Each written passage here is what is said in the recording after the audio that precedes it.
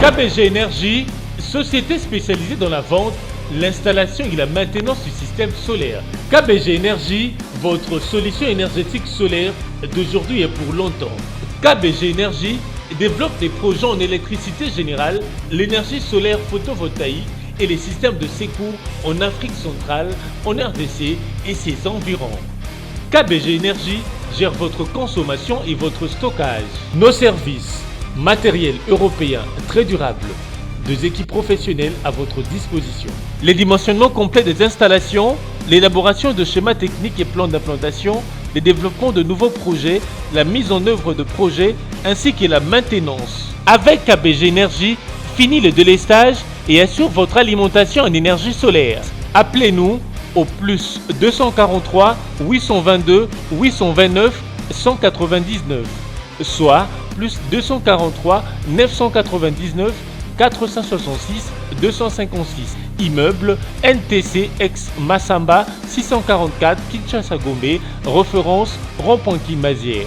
Info kbg@yahoo.com. KBG Énergie, qualité et fiabilité. Télévision Mbote bisika bozami partout dans le monde entier pour Rolanda biso à travers chaîne YouTube namno Congo Live, mais ça le bino même matali politique en Mboka Congo, lelo penza ba sujet na biso d'actualité to le belango na moko ya ba communicateur ya la muka mon Mboka Prince Penge na penza to solo là sur ba question d'actualité to solo surtout na maitali libération Mike Mkebai o penza mikolo leki to tondaki kuna makala kasi to éviter soki eloko nini ezali na kati ya dossier wana mbote mwana mboka Prince Penge. Mbote madame. Bonne santé. Non madame. Boni la muka e kotambola lengeni. Très bien. La muka est toujours à préparatif et à action belé faut de ça là tourner dans la province et puis la grande Équateur plutôt et puis vu que le président élu azali na à sa conférence menée ici la crise à est ya mboka na biso notamment aussi on est l'université américaine au Balingi quand même à Sengi a fait sa cour pendant une semaine donc voilà la muka za okende madame. Oui, moi, je Prince Penge, je la mouke ko malamu toujours na combat la bino inverté des urnes. Kasi to mona ki moko ba ministre belge kuna ayaki penza ko kuta na mwana mboka Martin Fayulu. Kasi na moi bosolo na bango ya ko senga na mwana mboka Martin Fayulu a tourné mon Congo na likambo etali vérité des urnes. Aussi longtemps bino penza boko beta toujours c'était la vérité des urnes. Est-ce que boyoka Belgique topé bokumba maka ndenge bino mo bolingi le comme la vérité des yeux. Tout d'abord ezali na koyebisa ezali bobenga bino boko benga ngo siko na anglais fake news. Ezali le kuta. Ezali ba combattant ya IDPS bazoli basala tout ba le motif moko po ebi lokola mwasi azali décié pas mobile. Comme siko koluka aluka a se rappeler ta qualité moko po na justifier raison ya kovanda mobile wana. Ba combattant IDPS misale réalité. Il faut trouver toujours mwelo komongo pour se divertir. Ba longola mawana bango. Eza lokola lelo baza koloba o Kalev bakangi bako sambisa ye. Est-ce que yo ndimaki makamba ndenga mutu lokola Kalev bakangi na ane na ye. Kasi za mama so bakiteke na avion na. Non, mais il faut aller ko interpeller mutu pona ko yebisa yete passeport oyo Kalev ozali nango ezali passeport diplomatique. Eza sous la fonction té. C'est normal. On peut même dire bravo na bato ya déjà mais koloba ke bato wana tout. Bana ba passeport ya kala tango bazaki na fonction sengela ki batika yango normalement faki basa ngudu depuis janvier 2019 habite pourquoi bazela ngotu mukoma lelo bana c'est autre chose mais koloba bakangi bazako sambisa ça n'a rien à voir et puis les gens oublient que balobi aner kangi Kalev bako sambisa tango Kalev alongwe na aner nana remplacer qui nana muta remplacer qui ezali adjoint na ye mutu na ye assure o ba ça qui n'est pendant plus de 18 ans à Kabila, il y a Kalev ensemble. Siko adjoint à Kalev à Longo au Kalev à Yepsi à bien remplacer nga azu Kalev à Tina Biona baniko sambisai. C'est encore une fois pour divertir l'opinion. Aux anat Kabila pe bakangié. C'est comme ça oh ba moni minduki pas à Kabila américain ba ko longa minduki. On a Jelem balongo minduki tu as Jelem Fati Béton. c'est toujours les combattants, les talibans, les DPS, les réseaux à se divertir. Parce que les comme si tu as cancer, mais ça les va comprendre que nous surtout Kabila regarder encore. Nous comprenons ça. La ministre belge, la première ministre belge, a couru le Bamakambo Iwanate. Premièrement, je vous fais observer que Yende a Senga qui était à rencontrer le véritable président Eli Amboko Macron. De 1. Et 2. Tango Ayeyi, président Fayulu Akutanaye, et le président Fayulu crise les alliés Makas. Mais Ngaï Nazali intérimaire. Moi, si on a le premier ministre intérimaire, Azali est lutté. Pour nous, la première ministre en Belgique, il faut pour nous entre la partie majoritaire et Wallon, la partie majoritaire et à côté à Flamand. Donc le col bango na bango bako yo kanate entre ba Flamand et Wallon. Baché babi, ça fait plusieurs mois premier ministre Azate Zanan Wana en attendant. Moni. Donc on a pouvoir mon côté à koya ko sala ba cadeau a wa obeko le ba promesse. Aza fille moko aso na 42 ans. Aye na ka kapona aya moi visite na ya tourisme na ko fongola ba consulat. Et pour na ko association moko awate. Donc président mais pas que démentir nabi eza fake news na ko ya ko démentir te. Alors mi peut même pas une minute ya ko répondre makamba. Obi Facebook, bozio on a Facebook non Facebook eza lokola wenza gambela. Batayemele bakendaka, bazuba pe bakendaka tout ça alors to wa ko makamba Facebook était président élu Martin Fayulu tant moi si on a ya bi président Fayulu Congo eza na crise makasi. Na beni bazako boma et comme ce côté na Ituri bazako boma et armée zo kokate qu'est-ce qu'il faut faire président Lobi je vous ai dit que le peuple a luka qui changement peuple a luka qui été pour anen mosengo alobaki yango parce que ça na mutu mo akendaki na kinga kate pa kabila kufuka mpo kabila pese tapis rouge et on de comme na conséquence nyos cri proposition de sortie de crise nanga yango président abimesele proposition de sortie de crise ce qui bolingi to longa na crise oyo politique sociale économique militaire sécuritaire solution yango national l'accès qui no mokimo bimba proposition de sortie de crise a PCI moi ça na ça va c'est bon Belgique yoka yango en tout cas ngana zali intérimaire na cause de la gouvernement normal eux écoute na Belgique ba ko ya ko tala proposition de sortie de crise yango de abimé accueilli. Donc ça c'est un. Donc voilà, et le communauté, moi c'est à le battre, le communauté va le battre, c'est totalement fort. Oui, moi Mboka Presepenge, lobby tout monde qui président de la République Félix Antoine Tshisekedi, il pensa ça qui ronde qui n'est pensa ko inspecter ba travaux ya so de mouton. Abanaki na ba travaux e ko sa makuna na campus, atamboli na changu, akina 24, aki ko sukisa bongo na Sosimat. Kasi ba travaux to monika ka eloko malonga et ezali ko évoluer te. Kasi mingi bazali ko acquiser dire nae mwana mboka Vital Kamerhe yenda le mosolo o ya ba travaux ya ba so de mouton kasi to mona ki pendenge ba keke militaire inde pese ndemane ko belela ye na ndenga soni moyibi na likambo wana penza ya visite chef de l'état mokola lobby na détournement ndenge baza ko accuser dirkab na ye na mosolo ya so de mouton ko kolobani mama ne bandeli ya crise o do yipsaka bino boy et le koni ne poussa ki Félix na Kamerhe bakenda butu epa Kabila pona koyebisa Kabila ete soko olingi o utiliser biso soko olingi to salela yo nommer biso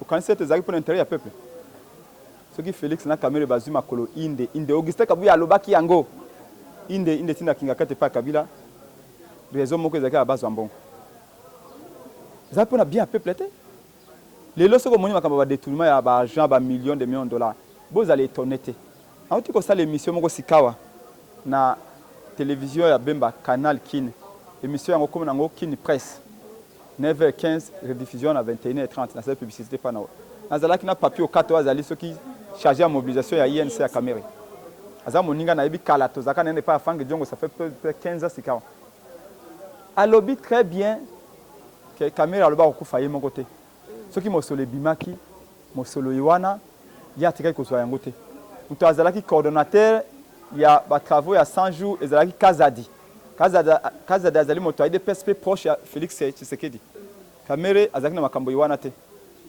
o soki bambongo bandako basombi abi batu banso basombi bandako to ka ba mususu kuna mwasi na ya sombi espace ngindu ya limete wana nyonso o kuna boye Kabundi ye papier katalobi asombi kuna kote ya tepe kuna ndako misato abuki yango akotonga 5 niveau Kabundi ngai pense penge na chalupa na ndozo sale na ko yebisa aw Kabundi asema musani na mboko utaba kendo zo ina katanga ina musani na Kabundi asale il y a des gens bakenda longa 5 heures azonga na bandako na bango 20 heures azwaka $200 pendant 80 ans, kosomba même pas le pango à $5,000. Kabunda qui na mosala te chômeur. Député salaire à combien? Ma pango kuna bako bakuna so plus de $600,000. Salaire à député à moyen une année à $600,000. Donc on a koloba ke bak di maki Kabila nommé bango za pona bloko wana. Ça c'est un. Deux. Félix a visité sur des moutons, ils ont une distraction. Motamaye le moko boye israélien le baki soko lingi boye étouffer le camp. Le camp boye limwa. Bo le bana peuple était tout ça les commission d'enquête. À ce moment-là peuple akola ponga bito ko résultat commission d'enquête. Pesuka il n'y a rien à sanctionner personne. Lobo parce que le baki to le bana maman ke mukeba. Lobo conseiller sur coordonnateur na ya nini ya makamboni kuna. Mais lobo côté makala ça combien de semaines? Ça lobe une semaine et demie. Il va kanga pour un détournement des fonds publics, des deniers publics. À ça, combien? Une semaine et demie. Bah, millions de dollars. Il semblait qu'Abanda qui imitait la signature et tout ça. C'est très grave. À mon tour, ça me met 10 ans de prison.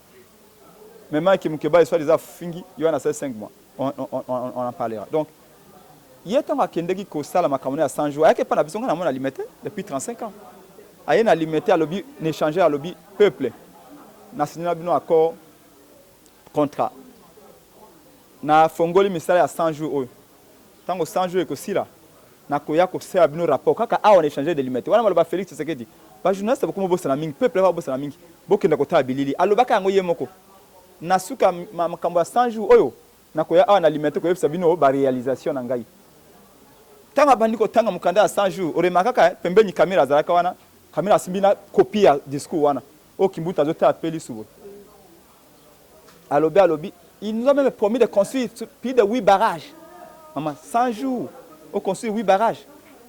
Pourquoi on n'a pas retourné à Bango 100 jours et 6 lits 8 barrages en Guézapi. On ne se manque pas de Dieu, de la même manière aussi, on ne se manque pas du peuple. Tant qu'on a passé 100 jours, sur le salaire analyse dans la Monka Tolobi et l'autre côté. Et ça, à quelque chose, il vieil discours à Kabila, 500 ans, ça résumé dans le peuple. Bolobio ba prince penge motema likundu balingi te bo pesa moninga chance to baki na bino muta pesa ka chance za peuple na tango autonomie kaka Fayulu yemo na za candidat Félix pas za candidat mo ki pas za candidat peuple amona ki bango nyos na pesa ki mo ki chance te a pesa ki Félix chance te ba za chance na Fayulu yo okay butu yami bale yami satu tango 100 jours et sili azongi na limité te pona ko pesa ko sa promesse na nenga lobaki. Depuis à ça, qui discute ouverture à 100 jours. L'autre stade, il y a 300 jours. 100 jours à le bosser l'équipe. À ça, il rapporte. 100 jours à mi balayé. À ça, il rapporte. 100 jours à mi ça l'équipe. 100 jours, c'est à peu près 3 mois. C'est quand il y a 9 mois depuis le travail. Il n'y a absolument rien. À le bel côté, ceux qui sont à Tchango Babima qui étaient pour nous la bataille, ceux qui sont à côté en Kisuka Kuna Babima qui étaient. De makambwana to yebi atelo komote après tanga moni bongo ayisi batuna ira soni mingi tolo bakato tia commission d'enquête pona nini na tia commission d'enquête na bana kala wana te tango moni 100 jours ne sili o tia commission d'enquête pona ko yeba non mais tango biso to abatu tangi kelasi mama to komaka lokwa bazo bate mo sala surtout ba salaka projet nyo surtout ba salaka na kati nango ezaka na mécanisme ya contrôle ezaka mécanisme ya contrôle ezalaka na kati mécanisme ya évaluation. 100 jours dans la porte va trouver en gros ils ont un projet à court terme, à long terme et à moyen terme. 100 jours ils ont projet à très court terme. 100 jours ils ont 3 mois pam. Attaque mécanisme à contrôle à 100 jours. Mais bateau attaque pour contrôler 100 jours pendant wana. Après ça rapport mon côté. Tant qu'on va que 100 jours l'équipe et que réalisation à 30% alors que basé 70% mon solo. Pourquoi le baquer le côté? À Bombaki Bango. En réalité, 100 jours, ils ont moyen de coller en bongo à l'État. Pour que les Kabila tant que comme un gouvernement, pour que gouvernement officiel nous a quitté. Des basaki cop wana, pour y a benga ngoye chilomba benga ngo reto commission. Abina Congo ba Congolais ba vivaka na ba cop. Et hay cop 100 jours. Donc ba sali yango bano na mukande longwe kuna présidence mbala na banque centrale. Présidence mbala na banque centrale. Ba ko sote be tape nyo sur la chaîne de dépenses. Donc ba tia balinga ko bomisa kamera ye moko te. Makambo nyonso kamera salaki même bangomba memaki na Rwanda wana Félix a pesa ko autorisation pa sala yango mwana mboka iko lo bateke ngai nde nazaki na chalupa boye na iko limisa $50,000 na banque ça que chalupa yeba na zaki directeur kamina chalupa pendant 6 ans manso na banda ko sala même virgule même point na ko tia chalupa fa yeba mukana zo chalupa fa tanga Comment Félix akoyebisa biso que non mbongo te bimaki na o caméra bimisaki wana ya yebaki te. Mwana mboka passe penge to comme poussa na suka boni Mai Matali nouvelle ya honorable Mike Mukebai au déjà aumé na boloko bikolo l'équipe peut être ozaki kuna prison makala bana Congo mobilisé pour la kozela kaka libération ya Eli ya Lingwala kino lelo yo o juge boy ko signé o makambo boy makambo kama ekoti na likambo ya Mike Mukebai koko lobani na baine so bakolando partout dans le monde entier na affaire Mike Mukebai. Non maman, affaire Mike Mukebai c'est affaire moi politique. Cour constitutionnel na kozonga na ba étape te. Cour constitutionnel asa kataki likambo. Cour constitutionnel abimisi arena ye alobi décision oyo Godin po yazwaki ya ko lever ba immunité ya Mike le quoi député provincial pour ba sambisa ye ezaki décision ma mabe. Parce que mobeko li constitution lobi boy. Ata mutabomi moto. Bokotinde na makala mbala mo te sengi ko sambisa ye. Tango ba moto ya kamera wana iko funda Mike Mukebai. Abo Mike Mukebai afingiye. Esengela ki bureau ensemble provincial ava ba lever ba immunité ya Mike. Ba benga pe Mike na bureau ba bi Mike to moni Daniel Monante ba fingi yo. Pito ayiko funda yo. Alobete yo finga ki. Yebisa biso finga ki to finga ki te. Mais Godin poye atika ko benga Mike te. Mbala moko a lever ba immunité na ipatindi mo kanda na assemblée plutôt na coup d'appel abibo sambisa ye. Suite ya lever ba immunité wana cavalier nde batinda ki Mike na makala. C'est-à-dire que ezako toucher ba benga bango constitution. Les cours constitutionnels au cours de l'État comme la constitution de décision à Godé Poyi ezali anticonstitutionnel peut ordonner Mike à la libérer immédiatement. Depuis samedi tokei ba liboso bazuzi ba koyate yami bale bakangi ba téléphone yami satu ba yiko koma na 16 na musala bakuti na bureau na bango tozeli libanda bazuzi ba limo na ba bureau lobby tokei kuna na cour d'appel a suka bazuzi ya cour constitutionnel ba signer quand même arrêt na bango batina ngona coup d'appel toke na coup d'appel ba bebozela toke ilobi ba beo to sisi mokanda boya toke kuna ko zamikana ba bo mokanda ngo zaki mabeto ko bandela lelo ba kei ba juge ba lobeo te biso to kondima arrêt ya coup constitutionnel te senge pe biso moko na coup d'appel awa to kota na réunion na biso peut évaluer ce qui oui ou non to ko libérer Mike maintenant mboko ba lobi coup constitutionnel ndeza likolo ya nyoso ce que lobby bakunya to ya se ekwei mais pour la nini pour na likamba Mike bato bazali na se cour d'appel et comme ko luka kotala ce qui décision à cour constitutionnel ezali malam. Maman je suis un peu fatigué au quand même na ko lobate parce que à sali 5 jours kuna makala ko kena la population ko zonga ko kena population ko zonga donc aba congolais to lobete bo se démonter te et loko balingi te Mike abima balobi na okimoko abisinga ya yiyani setan to bima na babi Mike Mukebai azamu no komulai ndenga ye soka bimi aboye na ndenge moto ke pela boye makambo ba minyo ba kongo ba détourner oboye peuple akoyeba susu makasi donc il faut que tika na Mike kuna mamoke il faut que nyoko na mwandambo pona abanga linge moto ko ba sango ba prince penge ba nikoma linge biso tu ba sali biso liste kuna na bato ya ba service de renseignement na cabinet ya présidence na bango kuna ba prince penge ba nikoma linge tu faut kanga bango parce que kangi bango makambo ya beto ko sa tout peuple akoyeba te mais te lobi bakobangisa biso te to finga ka modo te to lobaka nde vérité parce que la Bible dit mon peuple périt faute de connaissance c'est ta génération à vérité ce qui souffrance c'est les maman ke doko tala biloko ndenge matina c'était kende maman moko ala ninga mutuka bi papa kaze na ngai ya mama sanga na sombaka o ezaka 14000 et comme 18000 ben intérêt na nga na zwaka ba 100 francs na perdre yango to kokasu ko maté comme na 1300 tala Félix ndako réduit ba salaire abato. Comment yo koti na kibokonzata ba nomeo o le matsama salaire abatu yo ko réduire yango soit déjà impôt sur les revenus 15%. Donc nyonso wana bango balingi peuple ayi baté mais to ko lobana peuple ba sa ba comprendre bango la service de renseignement ba pesa ba ordre na bango na bato balingi to ko bangate. Tant que nous défendons la vérité to ko lobaka mikolo nyonso na tonjo botondi mama pona Mike akongole banso ba se décourager te toujours continuer ko bunda. Et là, c'est le système à Kabila ka yango wana. J'ai été un procès à Chaloupa kaka bonde basala kaye sous Kabila kaka ndenge mo to na continuité à Kabila parce que oyo ko mona batu ba kabundi ba kabuya bazali troisième génération à kabilisme. Et là, c'est qualité. Comment ko s'entendre là ce qui mwana mboka Martin Fayulu nanga a bimisa ikombo na ndenge pe balingaki des véritables changements lingaki ko salam. natondo botondi mama matondi mingi mwana mboka presse penge. Merci pour mon amasa molamu ko sala pona mboka na. Balandia Congo Live Télévision, merci mingi bozaki ebele partout dans le monde entier pour nous landa biso à travers Congo Live Télévision. Voilà tozaki na mola mboka presse penge na epenza tolobeli sur l'actualité politique à mboka na biso Congo to komina suka. Merci na Joël Francky avec bon na ma caméra. Merci na balandia na biso partout dans le monde entier un tonton doux de caractère. Mon vieux David Olito, j'en suis bon papa social depuis États-Unis. C'est les Tunga de Lausanne na sanité.